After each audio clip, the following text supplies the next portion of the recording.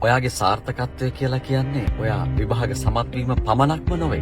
භාගිතාමත්ම වැදගත්. නමුත් විභාග අසමත් වීම ඔයාගේ ජීවිතය අසමත් කියලා මොන වෙලාවකවත් කියන්නේ නැහැ. ඔයා සාර්ථකත්වය ඔයාට හම්බෙන්නේ ඔයාගේ ඇටිටියුඩ් එක්ක.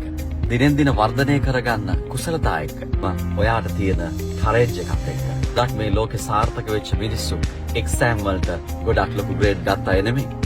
ගොඩක් විභාග වලින් මනින්න පුළුවන් වෙන්නේ මිනිස්සෙක්ගේ තියෙන එක්තරා ආකාරයක කුසලතා පද්ධතියක් විතරයි. දැනුම් පද්ධතියක් විතරයි. යම් විභාගයක ඔබ පරීක්ෂා කරන දැනුම් පද්ධතියට අමතරව බොහෝමයක් out of box දැනුම් පද්ධති ඔයා ගාව තියෙනවා. ඒට අවශ්‍ය වෙන්නේ ඔයාගේ පැෂන් එක අඳුරා ගැනීම විතරයි. ඊපස්සේ මහන්සි වෙන්න ඔයාගේ පැෂන් එක අඳුරගන්න. අද අපි ගොඩක් උවමනාවෙන් ආසාවෙන් මහන්සි නැතුව කරන්නේ අපේ පැෂන් එක විතරයි. එතනට වැඩිය ඔයාගේ අනාගතය ගොඩක් ශක්තිමත්. ඒක ගොඩක් විශාලයි. ඔයා ගැන විශ්වාස කරන්න. ලැබෙන හැම අභියෝගයකින්ම ඔයා ඉගෙන ගන්න. ඔයාගේ සාර්ථකත්වයේ පාර අද ඔයාම හදාගන්න. ජීවිතය කියන්නේ අපි කතා කරපු දේවල් වල එකතු